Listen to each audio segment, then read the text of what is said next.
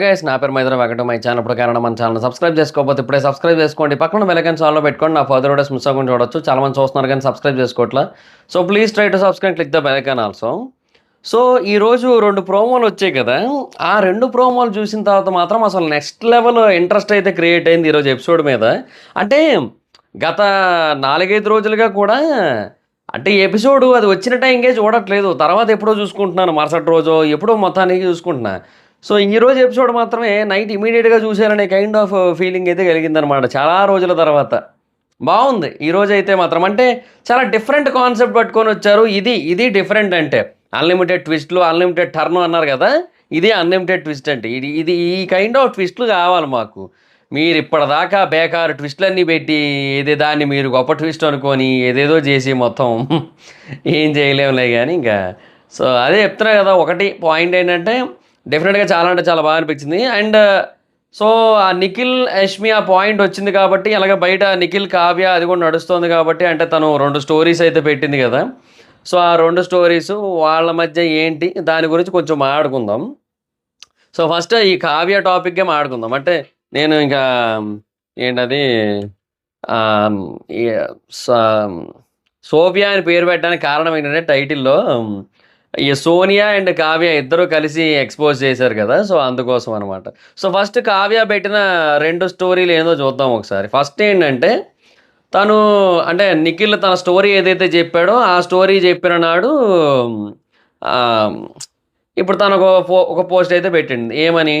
Don't be fooled by their mask, fake people eventually show their true colours, just wait until their mask needs cleaning అని చెప్పి Sonia Parker అని చెప్పి ఎవరో ఇంతకుముందు ఇచ్చిన కొటేషన్ని పెట్టింది. తర్వాత ఇంకొకటి, some people are excellent actors, they really know how to give a performance and people are mesmerised by their fake charm and innocence. It leaves the victims feeling deflated, bewildered and confused, and it's hard to change the people's perception of those actors because they are so convincing in playing victim cards and tainting you as the abuser.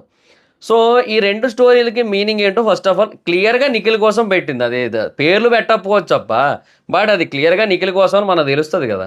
So ఎవరి కోసం పెట్టింది ఏంటి అంటే ఏమని పెట్టిందనే డీటెయిల్గా మాట్లాడుకుందాం. So వాళ్ళకి మాస్కులు ఉన్నాయి, వాళ్ళు మాస్క్ వేసుకొని బ్రతుకుతున్నారు. సో ఆ మాస్కుల్ని చూసి ఫూల్ అయిపోకండి. ఫేక్ పీపుల్ ఎప్పటికైనా సరే వాళ్ళ ట్రూ కలర్స్ ఏంటో చూపిస్తారు. జస్ట్ కొంచెం టైం పడుతుంది అంతే ఆ మాస్కులన్నీ కూడా పోవడానికి, అప్పటి వరకు వెయిట్ చేయండి అని ఫస్ట్ దాంట్లో మీనింగ్. రెండోది ఏంటంటే కొంతమంది చాలా అంటే చాలా ఎక్సలెంట్ యాక్టర్స్, వాళ్ళకి ఎలా పర్ఫార్మెన్స్ ఇవ్వాలో తెలుసు. అండ్ వాళ్ళు ఇచ్చిన ఆ పర్ఫార్మెన్స్ చూసి అండ్ వాళ్ళలో ఉన్న ఫేక్ చామ్, ఇన్నోసెన్స్, అది కూడా ఫేక్ ఇన్నోసెన్స్ అనే మీనింగ్, ఫేక్ ఇన్నోసెన్స్ ఇవన్నీ కూడా చూసి జనాలు అయ్యో పాపం ఈ మనిషిదే మొత్తం అంతా కూడా ప్రేమ ఉంది, ఈ మనిషిలోనే మొత్తం అంతా కూడా జెన్యూనిటీ ఉంది, అసలు తప్పే లేదు ఈ మనిషిది, అవతల మనిషే ఏదో తప్పు చేసింది, అవతల మనిషే వదిలేసింది, అవతల మనిషే వద్దనుకుంది, సంథింగ్ ఇట్లాంటివి ఏవోటి అనుకుంటారు కదా. అంటే ఎగ్జాక్ట్గా ఇవే అని కాదు, ఇట్లాంటివి ఏవోటి అనుకుంటారు కదా. సో అలా అనుకొని ఎవరైతే అసలైన విక్టిమ్ ఉంటారో, అంటే తను కావ్య విక్టిమ్ ఇక్కడ అని తను చెప్తోంది. సో ఎవరైతే అసలైన విక్టిమ్ ఉంటారో ఆ విక్టిమ్ని కన్ఫ్యూజ్ అయ్యేలా చేసి, అరే ఇదేంది నేనేం చేశాను ఇక్కడ, తప్పు చేసింది అతను కదా, అదేంది నేనేదో తప్పు చేసినట్టు చేశాడేంది. సో ఈ కైండ్ ఆఫ్ కన్ఫ్యూజన్ వచ్చి ఒక కైండ్ ఆఫ్ సందిగ్ధతలోకి వెళ్ళిపోతాం అన్నట్టుగా చెప్తోంది.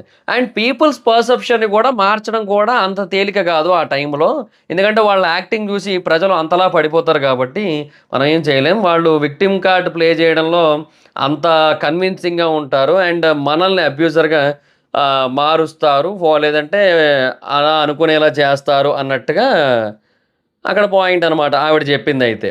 సో దీన్ని బట్టి అర్థమవుతుంది ఏంటి, వాళ్ళిద్దరూ విడిపోయారు. విడిపోయిన తర్వాత ఇప్పుడు నిఖిల్ ఈ స్టోరీ చెప్పాడు.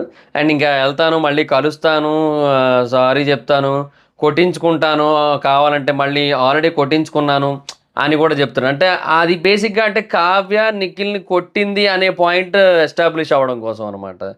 సో, ఆ అమ్మాయి చూడండి కొట్టింది. అయినా కూడా అతను సైలెంట్‌గా ఉన్నాడు. అయినా కూడా నాకు ఆ అమ్మాయే కావాలంటున్నాడు. ఎంత ప్రేమ లేకపోతే ఆ అమ్మాయి కావాలనుకుంటాడు అంత చేసిన తర్వాత కూడా. నిజంగా పౌరుషం ఉన్నోడైతే అలా కొట్టినందుకు పోతే పో అని చెప్పేసి ఎళ్ళిపోతాడు కదా!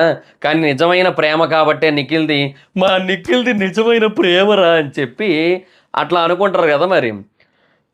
సో, ఆ బేసిస్ మీద చెప్తోందనమాట తను. అబ్యూజర్ అనే మాట అందుకు వాడింది. అంటే తను కొట్టినట్టు చెప్పాడు గదా! సో, అది పాయింట్ అనమాట అక్కడ. ఒకటైతే వాస్తవం, end of the day Nikhil is so mask man. ఎందుకంటే ముసుగు వీరుడు. ఎందుకంటే ఇప్పుడు యష్మితో ఆ ట్రాక్ గురించి ఏదైతే నడిపించాడో, ఈ యష్మి చెబుతున్నప్పుడు ఒకసారైతే చెప్పాడు. చెప్పిన మాట వాస్తవం. దాన్ని ఇక్కడితో కట్ చేసిందయితే లేదు. చెప్పిన మాట వాస్తవం. కానీ కట్ చేయల. ఇప్పుడు నాకు బయట వేరే ఉన్నారు అని చెప్పింది విష్ణుతో. అండ్ అది కూడా లేరు. అదే విడిపోయారు గానీ మళ్ళీ ట్రై చేస్తా అన్న బేసిస్ మీద ఉన్నారు అన్నట్టుగా చెప్పాడు అనుకుందాం పోనీ. సరే ఓకే. నేనేమంటున్నానంటే ఆహ్, యష్మి ఆల్రెడీ ఆ ట్రాక్ ఏదో నడిపిస్తున్న టైంలో, అట్లా నడిపిస్తున్న టైంలో వెనక నుంచి వచ్చి వాటేసుకోవడం, ఇట్లా హగ్గు, తర్వాత బుగ్గలకెళ్ళడం, ఇట్లా చాలా చేశాడు. ఇప్పుడు నేను అదే చెప్తున్నా. నువ్వు మాటలతో ఓసారి చెప్పు. నాకు ఇంట్రెస్ట్ లేదు. నాకంత కష్టం అని చెప్పి డైనింగ్ టేబుల్ దగ్గర కూర్చొని మాట్లాడుకుంటారు. ఓకే. డన్ అయిపోయింది. కానీ యాక్షన్ స్పీక్ లౌడర్ దాన్ వర్డ్స్ కదా! నీ చేతలు ఎక్కువ కనబడుతున్నాయి ఆడ. సో, నీ చేష్టలు అంతలా కనబడుతూ ఉన్నప్పుడు ఆ పిల్లకి అనిపిస్తది.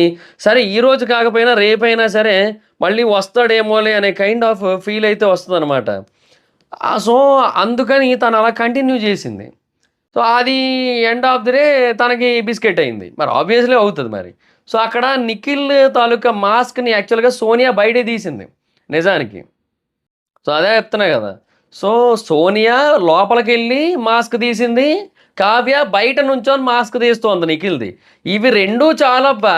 నిఖిల్ అనేటోడు గ్రాఫ్ అలా కిందకి పడిపోవడానికి ఆటోమేటిక్‌గా. So, simple points. నిఖిల్ డెఫినెట్‌గా ఫ్లిప్పే ఇక్కడ. కంప్లీట్‌గా కట్ చేశా అని చెప్పాడు గానీ, లేదు అట్లా చేయలేదు. సో, అది దొరికిపోతాడు end of the day. Second ప్రోమోలో మనం అదే చూసాం. వాళ్ళ మధ్య మళ్ళీ ఆ డిస్కషన్ అవుతోంది. శేఖర్ భాష అన్నొచ్చి దుమ్ము లేపిండయ్యా. అసలు ఆయన ఉండాలయ్యా. ఏందాయన. ఆయన ఫుడ్ కోసం అని బయటికెళ్ళిపోయాడు. Sorry, sorry. అదే బాబు పుట్టాడు కదా! అందుకే ఎళ్ళిపోయాడులే. ఓకే. అంటే బాబు పుట్టాడు. కానీ సరే ఇంకెందుకులేండి. ఏదో ఫ్లోలో వచ్చేసింది. సరే ఓకే. లైట్ లీవ్ ఇట్ గానీ ఆహ్, బేసిక్‌గా అది కూడా ఒక సాలిడ్ రీజన్ ఆయనకి. అది అది నేను ఏదో ఏదో వచ్చేసింది. అది ఎప్పుడు బయట చెప్పననుకున్నాను నేను. ఎందుకంటే అది ఎమోషనల్‌గా చాలామంది కనెక్ట్ అయ్యి ఉన్నారు కదా! సో, దాని వెనక ఈ రీజన్ ఉంటదని ఎవరు అనుకోరు. బట్ ఇది కూడా ఒక రీజన్ ఉందనమాట. సో, సరే తర్వాత మాట్లాడుకుందాం. ఇదంతా ఇప్పుడు అప్రస్తుతం. బట్ నేనేమంటానంటే ఆయన రైజ్ చేసిన పాయింట్లు నెక్స్ట్ లెవెల్ అయ్యాయి అసలు.